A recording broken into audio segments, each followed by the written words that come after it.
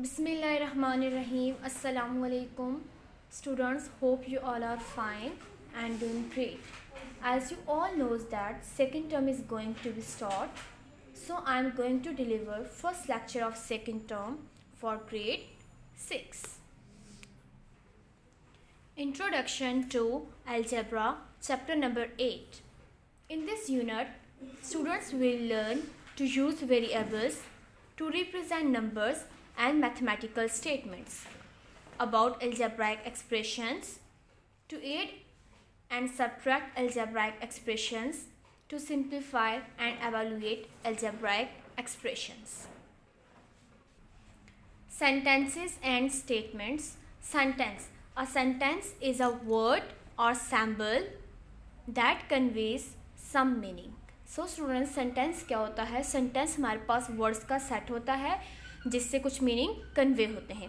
Consider the following sentences. अभी हमारे पास कुछ सेंटेंसेज हैं जिससे हमें मीनिंग क्लियर होगा. For example, the earth moves around the sun. अब देखें, ये जितने भी सेंटेंस हमारे पास लिखे गए हैं, इन सारे सेंटेंसेज हमें क्या हो रहा है, हमें कोई बात समझ में आ रही है. Go on. Where are you, why are you so glad. Give me a pen. A liquid flows from a lower level to a higher level. 4 is less than 6. 2 and 2 make 4. 6 is greater than 8. So students, ये हमारे पास 8 sentences थे. अब इन 8 sentences से हमें क्या हुआ है, कहीं ना हर सेंटेंस में हमें कोई बात पता चली है. फॉर एग्जांपल, किसी जगह हम कह रहे हैं कि 4 जो है 6 से क्या है, छोटा है. कहीं हम कह रहे हैं कि हमें पेन दीजिए, और किसी सेंटेंस में हम कह रहे हैं कि जो 6 है वो ग्रेटर देन है 8 से. So out of the above 8 sentences 1, 6 and 7 और 2, ये जो 3 सेंटेंसेज हैं, फर्स्ट वाला 6 और 7, ये क्या है, ट्रू है. Sentences V, 5 and 8 are false, but sentences 2, 3 and 4 are neither true nor false. अब ये जितने भी सेंटेंसेज थे, इन तमाम सेंटेंसेज में कुछ सेंटेंस हमारे पास ठीक थे, कुछ ऐसे सेंटेंसेज हैं जो गलत हैं, और कुछ ऐसे सेंटेंस हैं जिससे पूरी बात क्लियर नहीं हो रही. ना तो हम उसको ये कह रहे हैं कि वो सेंटेंस ठीक है, और ना ही हम ये कह सकते हैं कि वो सेंटेंस फॉल्स है. A sentence that is either true or false is known as a statement. वो सेंटेंस जो या तो ट्रू हो या फॉल्स हो, उसको हम क्या कह सकते हैं, स्टेटमेंट भी कह सकते हैं. Thus a statement must be either true or false but not both or neither. अब जो भी स्टेटमेंट होगी उसके लिए कंडीशन मस्ट है कि या तो वो ट्रू होनी चाहिए या फिर वो फॉल्स होनी चाहिए. ये नहीं हो सकता कि हम कहें कि वो दोनों हैं, ये मतलब ठीक भी है गलत भी है. No. Consider the following sentences. He is the president of the synth club.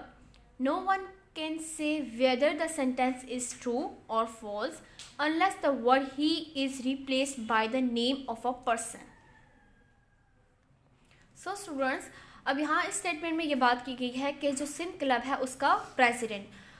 अब ये सेंटेंस, हम इस सेंटेंस को ये नहीं कह सकते हैं कि ये सेंटेंस हमारे पास ठीक है या गलत है, जब तक हमारे पास ये जो वर्ड है ही, इसको हम किसी पर्सन के नेम से रिप्लेस नहीं कर सकते.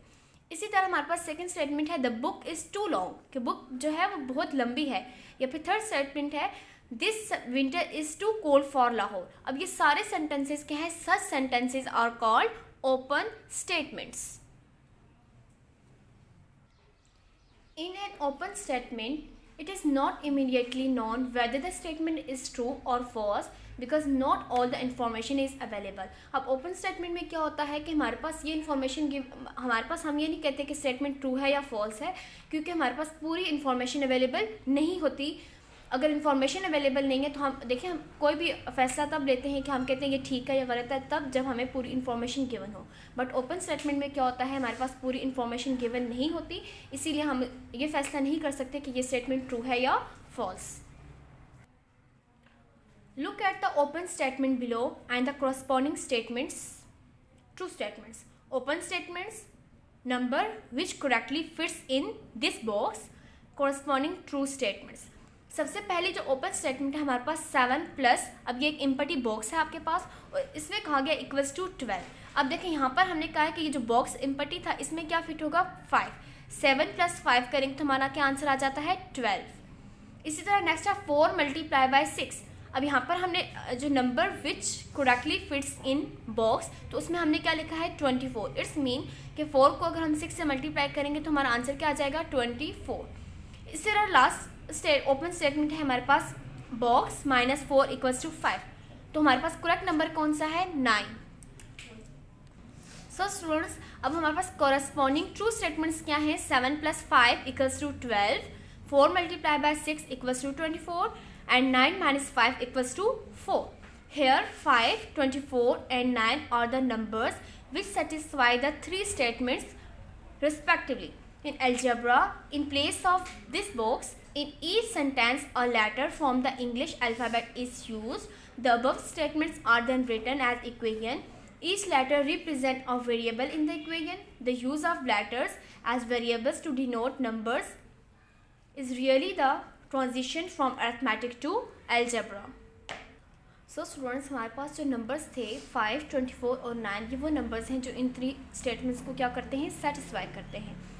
अब अलजेब्रा में हमारे पास क्या है कि कोई भी लेटर जो होता है from the English alphabet is use, कि कोई भी हम लेटर जो है इंग्लिश अल्फ़ाबेट का उसको भी यूज़ कर सकते हैं।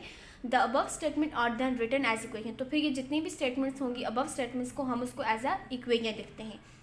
हर लेटर जो है इक्वेशन में वो किसको रिप्रेजेंट कर रहा होता है? वेरिएबल को।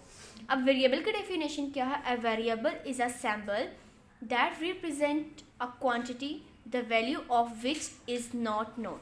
अब वेरिएबल हमारे पास ऐसी क्वांटिटी को रिप्रेजेंट कर रहा होता है जो हमें मालूम नहीं होती। Observe some statements and variables below. 7 + x = 12, 4 × 6 = y, z - 4 = 5. In the above statement, the numbers 7, 12, 4, 6 and 5 have a known and fixed values. अब ये जो हमारे पास वैल्यूज़ थी 7, 12, 4, ये सारी हमारे पास क्या है? फिक्स वैल्यूज़ है, मीन्स कि इनकी हमें ये एक्यूरेट होती है, इन्हें हम चेंज नहीं करते। A term that has a fixed values and appears separately from a variable is called a constant. So students, constant की definition क्या है? वो term जिसकी fixed values होती है और appear कैसे होती है? separately होती है, यानी variable से separate करके उसको appear किया जाए, variable से separately वो appear हो तो उसको हम क्या कहते हैं? constant. So students, constant की definition क्या है? A term that has a fixed value and appears separately from a variable is called constant. Transition from arithmetic to algebra. The 4 fundamental operations, addition, subtraction, multiplication and division, together with numeral are used in arithmetic to tackle various problems. In algebra, the letters a, b, c, x, y, z are also used in addition to the numeral. The letters used in algebra may represent any number in general. So students, basically हमारे पास जो 4 operations हैं mathematics में, addition, subtraction, multiplication and division, इन 4 operations को ही हमने algebra में use करना होता है। अब यहाँ पर हम अलजेब्रा में क्या करते हैं? प्लस या माइनस करते हुए लेटर्स को भी यूज़ कर सकते हैं। अब वो लेटर्स क्या हो सकते हैं? A, B, C, X, Y, G, P, Q, R, कोई भी लेटर्स भी हो सकते हैं। हम उन लेटर्स को भी यूज़ करते हुए एडिशन और सब्ट्रैक्शन कर सकते हैं। Algebraic expressions, any numeral variable और combination of any numeral variable or combination of numeral and variables connected by one or more signs of fundamental operations plus minus multiplication or division is known as an algebraic expression. कोई भी number, कोई भी variable जब हम उसे इस तरह से कनेक्ट करते हैं कि हमारे पास जो फंडामेंटल ऑपरेशंस है, मीन्स प्लस माइनस डिवीजन या मल्टीप्लिकेशन में से कोई भी साइंस जब एक दूसरे के साथ वेरिएबल्स को हम कनेक्ट करते हैं तो हमारे पास क्या बन जाते हैं? algebraic expression. The numbers और letters separated by operators in an algebraic expression और कॉल्ड टर्म्स। अब आप समझें यहाँ पर कि हमारे पास algebraic एक्सप्रेशंस में वेरिएबल्स होते हैं, नंबर्स होते हैं, जो ऑपरेशंस जो है हमारे पास प्लस माइनस मल्टीप्लिकेशन और डिवीजन, इसके जरिए एक दूसरे से कनेक्टेड होते हैं, तो वो हमारे पास क्या बन जाते हैं? algebraic expressions. बट सिर्फ टर्म की जब हम बात करेंगे, टर्म्स में हम क्या करते हैं कि जो नंबर्स होते हैं या लेटर जो भी हम यूज़ करें उसको ऑपरेटर के ज़रिए जब हम सेपरेट करेंगे अलजेब्राइक एक्सप्रेशन में, तब तो हमारे पास क्या हो जाती हैं? Terms. For example x a + b 2a - 3b², x + 2y - 2z, a + bc और ऑल अलजेब्राइक एक्सप्रेशंस। अब ये सारे क्या हैं? Algebraic expression. आप देख सकते हैं यहाँ पर हमारे पास नंबर्स भी हैं और वेरिएबल्स भी हैं ऑपरेशंस यानी प्लस माइनस के थ्रू एक दूसरे से कनेक्टेड भी हैं, तो इसलिए ये क्या बन जाते हैं algebraic expressions.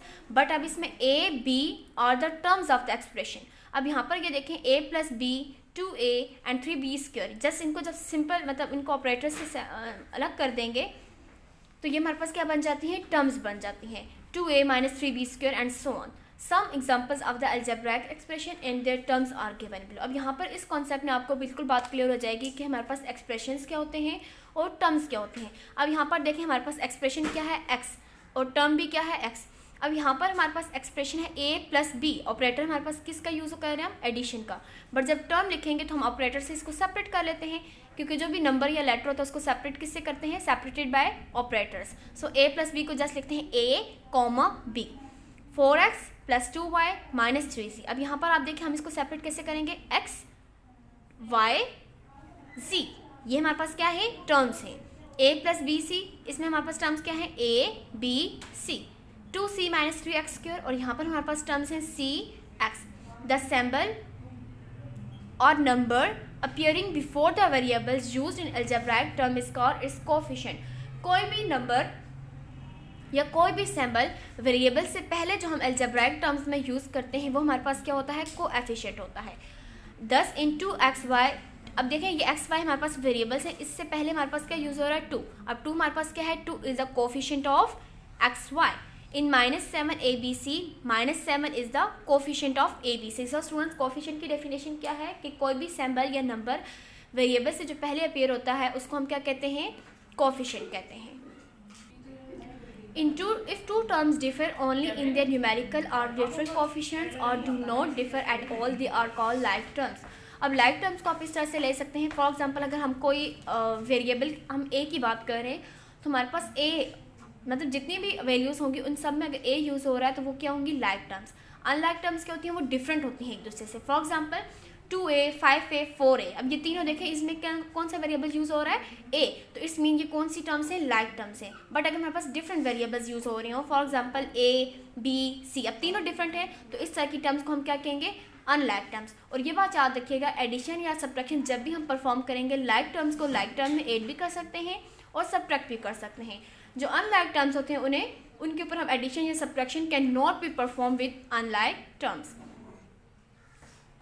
Exercise 8A, question number 1, और the following statement true, false और ओपन। अब हमने जितनी भी डेफिनेशंस को रीड किया था अब उन डेफिनेशंस के थ्रू हमने ये बताना है कि ये जो स्टेटमेंट्स हमारे पास गिवन है ये ट्रू हैं, फॉल्स हैं या फिर ओपन स्टेटमेंट है।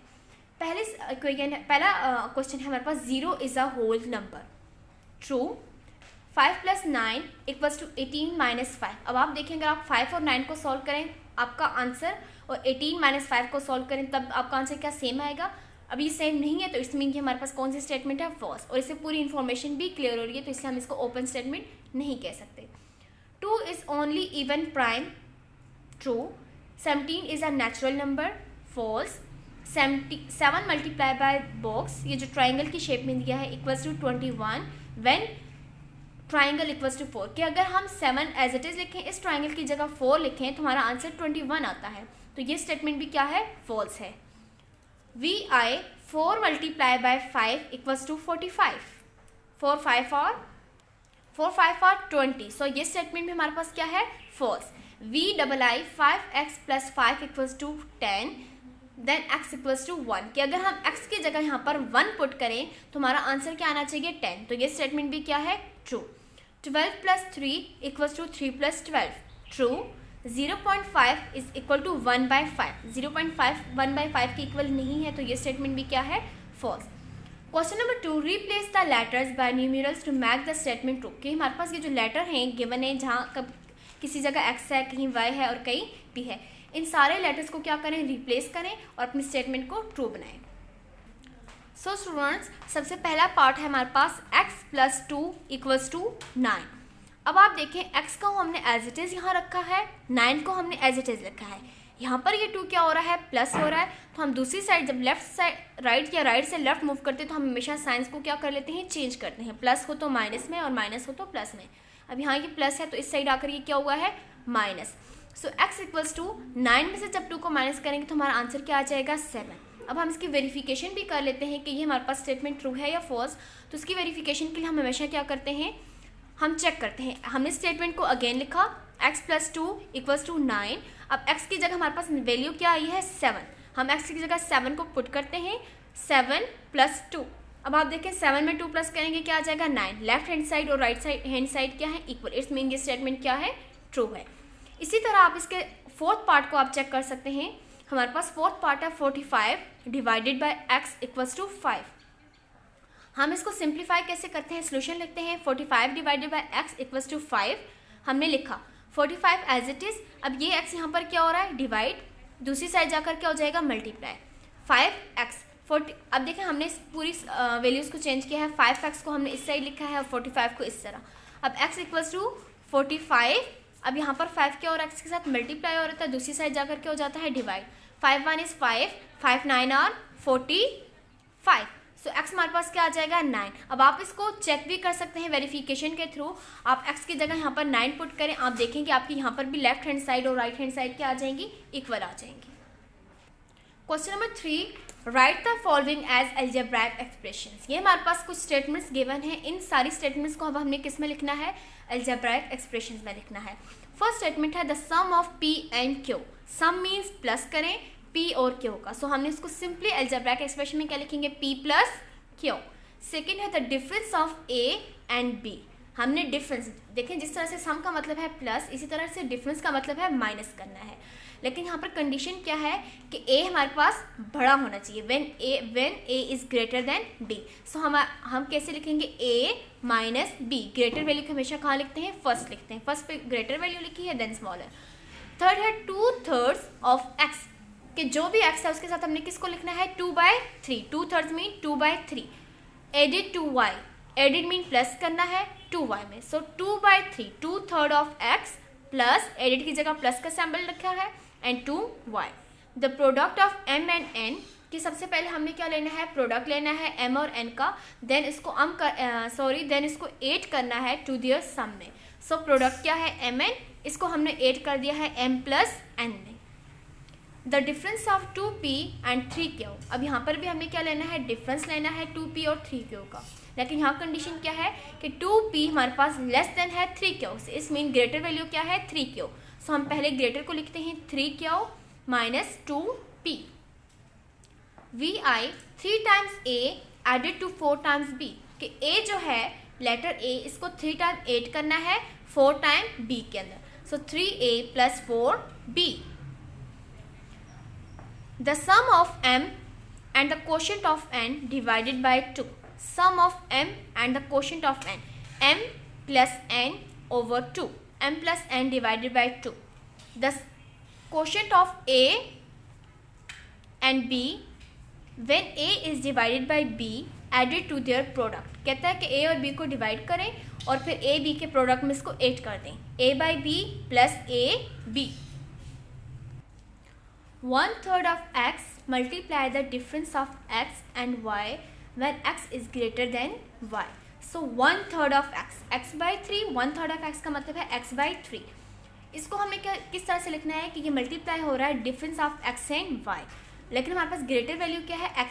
सो हमने लिखना है 1x/3 × x - y। 3/4 of x, 3/4, 3/4 of x का मतलब है 3/4 of x multiplied by the difference of 2p and 5q when 2p is less than 5q। यहाँ पर कौन सी ग्रेटर वैल्यू है 5q। सो हम लिखेंगे 3/4 of x into 5q - 2p। Students, now it's your home task. You have to write all these questions and definitions on your notebook of mathematics. Jazakallah fi amanillah.